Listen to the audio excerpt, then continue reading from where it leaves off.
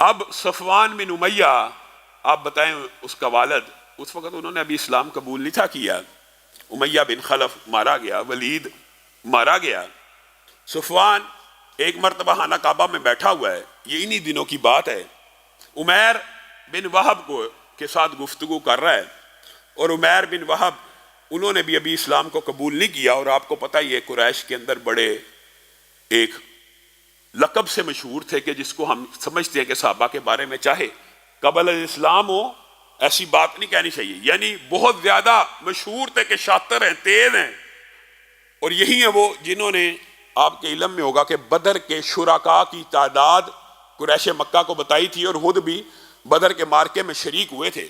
صفوان ان سے کہنے لگا اب جینے کا کیا مزہ، باپ بھی مارا گیا، بھائی بھی دنیا سے چلا گیا، وہ جو ساتھی تھے، وہ جو مجلسیں تھیں، وہ جو یہاں پہ لگا کرتی تھی، عتبہ، شیبہ، ابو جہل، اب جینے کا کوئی لطف نہیں رہا، زندگی بیکار سی محسوس ہوتی ہے، اور دل میں انتقام ہے، انتقام کی آگ جل رہی ہے۔ عمیر بن وہب نے اسی وقت موقع غنیمت جانا اور کہنے لگے کہ صفوان، یہ جو آگ ہے اس کو میں ٹھنڈا کر سکتا ہوں، لیکن میرے پاس وسائل موجود نہیں ہیں، اگر مجھے اپنے بیوی بچوں کے فقر و فاقے کا اندیشہ نہ ہو، اور وہ جو قرضے میں نے لوگوں کے ادا کرنے ہیں اگر مجھے ان کا ڈر نہ ہو، تو نعوذ باللہ ثم نعوذ باللہ میں محمد صلی اللہ علیہ وسلم کا سر قلم کر سکتا ہوں۔ صفوان نے کہا کیا تو سچ کہتا ہے؟ کہا میرے پاس مدینہ جانے کی ایک وجہ ہے، میرا اپنا بیٹا وہب بھی، ان کا بیٹا وہب بھی بدر کے قیدیوں میں شامل تھا، میں اس کو چھڑانے کے لیے جاؤں گا، لوگ جا رہے ہیں قیدیوں کو چھڑا کے لا رہے ہیں، میں بھی جاؤں گا قیدیوں کو چھڑانے کے لیے، جب موقع پاؤں گا معاذ اللہ ثم معاذ اللہ رسول اللہ صلی اللہ علیہ وسلم پہ حملہ کر دوں گا، تیرے کلیجے کو ٹھنڈا کر دوں گا۔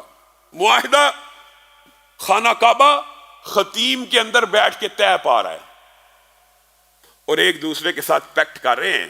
صفوان کہنے لگا آج کے بعد تیرا سارا قرضہ میرے ذمے ہے، جو میرے بیوی بچے کھائیں گے تیرے بیوی بچے کھائیں گے، جو میرے بیوی بچے پہنیں گے تیرے بیوی بچے پہنیں گے، بتا کیا کرنا ہے۔ تلوار لایا، زہر کے اندر پوری کی پوری تلوار کو آلودہ کیا، اور صفوان کو کہنے لگا راز میں یہ بات رکھی، میں جاتا ہوں۔ عمیر بن وہب وہاں سے نکلے اور اپنے منصوبے کے اوپر عمل درآمد کرنے کے لیے مدینہ میں پہنچے۔ ابھی مدینہ پہنچے ہیں، حضرت عمر کو اللہ رب العزت نے یہ صلاحیت عطا کی تھی کہ حضرت عمر کسی شخص کے بارے میں جو اندازہ لگاتے تھے 90% بالعموم وہی پورا ہو جاتا تھا۔ حضرت عمر نے عمیر بن وہب کو آتے دیکھا، کہنے لگے اللہ کا دشمن کسی خطرناک ارادے سے لگتا آیا ہے، کسی خطرناک ارادے سے آیا لگتا ہے۔ اپنے ساتھیوں کو کہا اس کے اوپر نظر رکھنا، یہ قریش کا مشہور شاطر اور شیطان ہے، اور یہ ہے وہ ہے، اس کے اوپر نظر رکھنا، رسول اللہ صلی اللہ علیہ وسلم کو اس کے ساتھ تنہا مت چھوڑنا۔ حضرت عمر کہتے ہیں رسول اللہ صلی اللہ علیہ وسلم کے دربار میں پیش ہوا، صحابہ ساتھ ہیں، حضرت عمر نے روکنے کی کوشش کی کہ بس تیرا دائرہ کار یہاں ہے، رسول اللہ وہاں اس سے آگے نہیں تو بڑھ سکتا۔ تلوار گلے میں لٹکائی ہوئی ہے، اسی کو گرفتار کر کے رسول اللہ کے دربار میں پیش کر رہے ہیں۔ رسول اللہ صلی اللہ علیہ وسلم نے عمر کو کہا چھوڑ دے، اس کو میرے قریب آنے دے۔ اب عمیر کی بھی دلوں کی دھڑکن بے ترتیب ہونے لگی کہ اب موقع ہے، اسی وقت کام کرنا ہے یا کسی اور موقع کو پانا ہے۔ رسول اللہ صلی اللہ علیہ وسلم نے عمر کو، صحابہ کو کہا بیٹھ جاؤ، پیچھے ہٹ جاؤ، اس کو براہ راست میرے قریب آنے دو۔ یہ رسول اللہ صلی اللہ علیہ وسلم کا انداز تبلیغ بھی تھا، اور لوگوں کے ساتھ حسن سلوک بھی تھا کہ اپنے دشمن کے ساتھ بھی جب بات کرتے نہایت قریب کر لیا کرتے، نہایت پیار اور محبت سے اس سے گفتگو کرتے تاکہ اس کے دل کے اوپر اثر ہو جائے۔ عمیر کو بھی کہا قریب آؤ، جب قریب آئے کہنے لگے عمیر کس ارادے سے آئے ہو؟ اللہ کے رسول، اس وقت تو ظاہر ہے ایمان نہیں تھا لایا، رسول اللہ کو مخاطب ہو کے کہنے لگا میرا بیٹا آپ کی قید میں ہے، اس کو چھڑوانے کے لیے آئے ہیں۔ اور رسول اللہ صلی اللہ علیہ وسلم مسکرانا شروع ہو گئے۔ یہ جو گلے میں تلوار لٹکی ہے اس کا کیا؟ عمیر نے بڑا شاطرانہ جواب دیا، ان تلواروں نے ہمارے ساتھ کیا اچھا کیا؟ ایک دوسرے کو قتل کیا، ایک دوسرے کے بچوں کو یتیم کیا، ان تلواروں کو اللہ غارت کرے۔ رسول اللہ صلی اللہ علیہ وسلم پھر مسکرانا شروع ہو گئے، کہا عمیر قریب تو آؤ۔ قریب جب آگے کہا عمیر تمہیں وہ دن یاد ہے کہ جب تم حتیم میں صفوان کے ساتھ بیٹھے تھے اور ایک معاہدہ کر رہے تھے، اور اس تلوار کو تم نے زہر لگایا تھا کہ اس تلوار سے رسول اللہ صلی اللہ علیہ وسلم کی گردن کو اڑا دو گے؟ بس پھر عقل مند کے لیے ایک بات ہی ہدایت کا سبب بن جاتی ہے۔ وہی عمیر جو قتل کی نیت سے آیا تھا، رسول اللہ صلی اللہ علیہ وسلم کی گفتگو سنی، کہا اشہد انک رسول اللہ، آپ اللہ کے رسول ہیں، کیونکہ روئے زمین کے اوپر اس وقت خانہ کعبہ اور حتیم میں میرے اور صفوان کے علاوہ کوئی نہیں تھا بیٹھا، آپ کو اگر خبر دیا تو اللہ نے دی ہے۔ اسی وقت اسلام کو قبول کیا۔ ادھر صفوان مکہ کے اندر یہ بات مشہور کر رہا تھا کہ کچھ دن بعد ایک ایسی خبر آئے گی جس سے تم لوگوں کے کلیجے ٹھنڈے ہو جائیں گے۔ جب خبر پہنچی کہ چچا داد عمیر نے اسلام کو قبول کر لیا تو قسم کھا لی آج کے بعد میں اس سے کلام نہیں کروں گا، اور حیران رہ گیا یہ کیا معاملہ ہے؟ یہاں سے لوگ قتل کرنے کی نیت سے جاتے ہیں، وہاں پہ جا کے اسلام قبول کر لیتے ہیں۔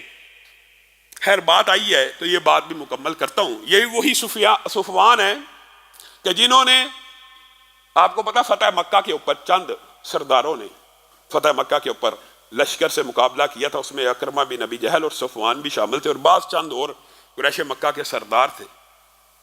والد اور بھائی جنگ بدر میں مارے گئے تھے، انتقام کی آگ تھی، لیکن جب فتح مکہ کے اوپر شکست وعدے دیکھ لی تو یہ بھی اکرمہ کی طرح یہ بھی بھاگ گئے، اور انہوں نے بھاگ کے جدہ میں پناہ لی، اور کوشش یہ تھی کہ جو کوئی کشتی آئے گی اس پہ سوار ہو کے جزیرۃ العرب ہی کو چھوڑ دوں گا، اب میرا انجام تو بہت برا ہوگا۔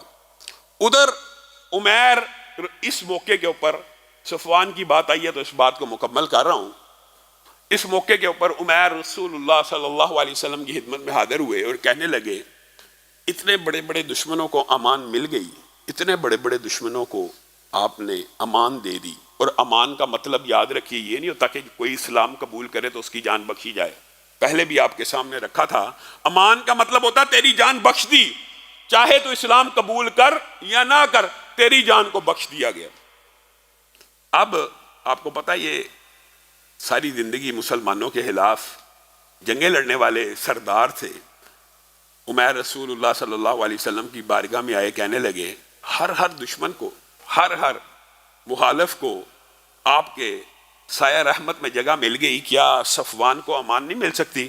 عمیر تو چاہتا ہے صفوان کو امان مل جائے؟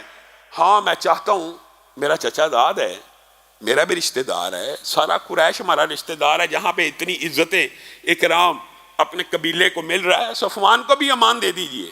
جا عمیر، تو نے مانگی میں نے عطا کی۔ اللہ کے رسول صفوان کیسے مانے گا؟ یعنی خود بھی یقین ہے کہ اتنے جرائم ہیں کہ صفوان کیسے مانے گا کہ رسول اللہ صلی اللہ علیہ وسلم نے امان دے دی۔ بعض روایات میں آتا ہے رسول اللہ صلی اللہ علیہ وسلم نے اپنی چادر دی، بعد میں آتا ہے امامہ دے دیا کہ جا اس کو دکھا دیے رسول اللہ نے تیری امان نشانی کے طور پہ یہ چادر اور امامہ دے دی ہے۔ اب عمیر صفوان کے پیچھے پیچھے تعاقب میں جدہ پہنچتے ہیں، کشتی پہ بیٹھ چکے ہیں، اور صفوان نے جب عمیر کو دیکھا تو کہنے لگا اللہ کی قسم میرے سے کلام نہ کری، تیرا میرا معاہدہ ہوا تھا اور میں نے اللہ کی قسم کھائی تھی اور میں تیرے ساتھ کبھی کلام نہیں کروں گا۔ صفوان کیوں اپنے آپ کو ہلاکت میں ڈالتے ہو؟ اور یہ عربی زبان کا مشہور مکالمہ ہے، اور عربی ادب میں ہی اس کا پڑھنے کا جو لطف ہے، اردو میں کوشش کریں گے آپ کے سامنے کچھ رکھیں۔ کیوں اپنے آپ کو ہلاکت میں ڈالتا ہے؟ رسول اللہ صلی اللہ علیہ وسلم نے تجھ جیسے مجرم کو بھی امان دے دی ہے، میرے جیسے مجرم کو ممکن نہیں ہے۔ یہ امامہ دیکھ رہا ہے، یہ چادر دیکھ رہا ہے، یہ رسول اللہ صلی اللہ علیہ وسلم نے بطور نشانی عطا کی ہے۔ کیا باتیں کر رہا ہے؟ مجھے امان مل سکتی ہے؟ کبھی نہیں مل سکتی۔ اور فدا کا ابی و امی، یہ عمیر نے تبلیغی حکمت عملی کو اختیار کیا۔ صفوان تجھ پہ میرے ماں باپ قربان ہو تاکہ دل نرم پڑ جائے، صفوان میرے سے کلام کر، تجھ پہ میرے ماں باپ قربان ہو، ہوا افضل الناس، ہوا احلم الناس، ہوا افضل الناس، ہوا احلم الناس۔ اے صفوان تجھے کیا پتا رسول اللہ صلی اللہ علیہ وسلم کیا ہیں؟ وہ لوگوں میں سب سے زیادہ افضل ہیں، وہ لوگوں میں سب سے زیادہ حلیم ہیں، وہ لوگوں میں سب سے زیادہ رحم کرنے والے ہیں۔ ہوا اجود الناس، وہ لوگوں میں سے سب سے زیادہ سخی ہیں. تو اپنی امان کی بات کرتا ہے, خدا کی قسم اگر تو رسول اللہ صلی اللہ علیہ وسلم کی سایہ شفقت میں آ جائے, تجھے پتہ ہی نہیں رسول اللہ صلی اللہ علیہ وسلم تیرے ساتھ کیا معاملہ کرے. اچھا, عزہ عزک, شرفہ شرفک, ملکہ ملکک, ان کی عزت تیری عزت ہے, تیرے رشتہ دار ہے, ان کا شرف تیرے لیے باعث شرف ہے, ان کی بادشاہت صفوان تیری بادشاہت ہے. تمہیں کس چیز نے دھوکے میں ڈال دیا؟ اپنے ہی قوم اور قبیلے میں پیدا ہونے والے نبی کے خلاف تلواروں کو سونت لیا. ان کی عزت قریش کی عزت ہے, ان کا وقار قریش کا وقار ہے. صفوان کا کلیجہ اب پسیج رہے, میں ایک شرط کے اوپر تیرے ساتھ چلوں گا کہ تو نے مجھے امان میں رکھنا ہے. اگر رسول اللہ صلی اللہ علیہ وسلم تیری بات کی تصدیق کر دیں, انہوں نے مجھے امان دیا, میں رک جاؤں گا, ورنہ میں پھر تو پابند ہے مجھے یہاں پہ واپس چھوڑنے کا. ٹھیک ہے چل. رسول اللہ صلی اللہ علیہ وسلم کے پاس گیا اور گھوڑے سے نہ اترا, کہنے لگا اے محمد صلی اللہ علیہ وسلم, کیا آپ نے میرے جیسوں کو بھی ازلی دشمنوں کو امان دے دی ہے؟ رسول اللہ نے کہا صفوان نیچے اتر, اللہ کی قسم تو امان میں ہے, کوئی میرا ساتھی تلوار تو دور کی بات ہے تجھے تنکا بھی نہیں لگائے گا. اچھا, حیرت زدہ ہو رہ گیا. رسول اللہ صلی اللہ علیہ وسلم کی امان پا کے خود بھی حیران ہے, خود بھی ششدر ہے. اب رسول اللہ صلی اللہ علیہ وسلم کو علم تھا کہ صفوان کے گھر میں بہت سا اسلحہ بھی پڑا ہے. قریش مکہ کا اور اسلحہ آنے کا نگہبان تھا قریش کے سارے ہتھیاروں کا, اور اس کے پاس بہت زیادہ اسلحہ تھا, بہت بڑا سردار تھا. رسول اللہ صلی اللہ علیہ وسلم نے کہا صفوان حنین کا مارکا, حنین کے لیے جانا ہے, ہمیں تیرے اسلحے کی ضرورت ہے, کیا ہمیں دے گا؟ کہا اب تو میں آپ کا قیدی ہوں, اب تو میں آپ کی امان میں ہوں, آپ جیسے چاہیں قبضہ بھی کر سکتے ہیں. کیا زبردستی لے رہے ہیں کہ مانگ کے لے رہے ہیں؟ رسول اللہ صلی اللہ علیہ وسلم نے کہا تھا بل عاریۃ مضمونۃ, بلکہ مانگ کے لے رہا ہوں, ادھار لے رہا ہوں, ضمانت کے طور پہ لے رہا ہوں, جو چیز ٹوٹی ہوگی واپس کی جائے گی. صفوان کے کلیجے کو چوٹ پہنچی کہ کبھی فاتح بھی چیزیں عاریتاً لیتے ہیں, کبھی فاتح بھی مانگ کے کوئی چیز لیتے ہیں. دل کے اندر تبدیلی آنا شروع ہو چکی ہے. کہنے لگا آپ کو عطا کیے. رسول اللہ صلی اللہ علیہ وسلم کے ساتھ حنین کے مارکے میں شریک ہوا اور رسول اللہ صلی اللہ علیہ وسلم سے کہا مجھے 4 مہینے عطا کیجئے, میں اسلام کو سٹڈی کرنا چاہتا ہوں. اگر 4 مہینوں میں میرے ذہن میں اسلام سچا مذہب ہوا قبول کر لوں گا, نہیں تو آپ کا راستہ چھوڑ دوں گا, آپ اپنا کام کرنا, میں اپنا کام کروں گا. لیکن حنین کی واپسی کے اوپر, حنین کے اندر انہوں نے رسول اللہ صلی اللہ علیہ وسلم کی طرف سے جنگ بھی کی, لیکن اسلام قبول نہیں تھا کیا. حنین کے مارکے سے واپس آئے. صفوان خود بیان کرتے ہیں میں بطور مسلم تو حنین میں شامل نہیں تھا ہوا, لیکن رسول اللہ صلی اللہ علیہ وسلم نے مجھے اتنا عطا کیا, ایک ایک لمحے کے اوپر, ایک ایک میل کے اوپر, ایک ایک سفر کے اوپر, ہر لحظہ, ہر آن مجھے اتنا دیا کہ میرے دل سے نفرت, بغض, حسد کی ایک دیوار ٹوٹتی چلی گئی. وہ جو 4 مہینے کا میں نے محمد الرسول اللہ صلی اللہ علیہ وسلم سے ٹائم مقرر کیا تھا, صرف 3 ہفتے نہیں تھے گزرے, میں نے رسول اللہ کے سامنے, ان کے دربار میں, ان کے سامنے بیٹھ کے کہا تھا اشہد انک رسول اللہ, اے اللہ کے رسول آپ یقیناً اللہ ہی کے رسول ہیں. یہ اخلاق, یہ معاملات, یہ حسن تعامل آپ کے علاوہ کوئی نہیں کر سکتا. یہ وہی صفوان ہے کہ پھر جن کے خاندان کے اندر عظمتوں کی داستان ہے. میرے بھائیوں, آپ کو کچھ لوگوں نے گمراہ کیا ہوا. ہاں ٹھیک ہے, ابتدا میں قریش مکہ کے ساتھ رسول اللہ صلی اللہ علیہ وسلم کی جنگیں ہوئی, لیکن انہی سرداروں کے بیٹوں نے رسول اللہ کے ہاتھ کے اوپر اسلام کو قبول کیا. اور پھر جب مکہ پہنچے تو پتہ لگا جس نے ہجرت نہیں کی اس کا کوئی اسلام نہیں, ہجرت کر کے مدینہ آ گئے. یہاں آ کے پتہ چلا کہ فتح مکہ کے بعد کوئی ہجرت نہیں. حضرت عباس کے پاس ٹھہرے. رسول اللہ صلی اللہ علیہ وسلم نے کہا تو ہجرت میں تخیر کر چکا ہے, واپس مکہ چل, اسلام کی تبلیغ کر. پھر انہوں نے ساری زندگی اسلام کی تبلیغ کی. ان کا بیٹا عبداللہ, وہی عبداللہ جس کے بارے میں مشہور ہے کہ اس کے گھر میں مکہ میں چولہا نہیں تھا پوجا کرتا. کس کے لیے؟ غریبوں کے لیے, مفلسوں کے لیے, مزدوروں کے لیے.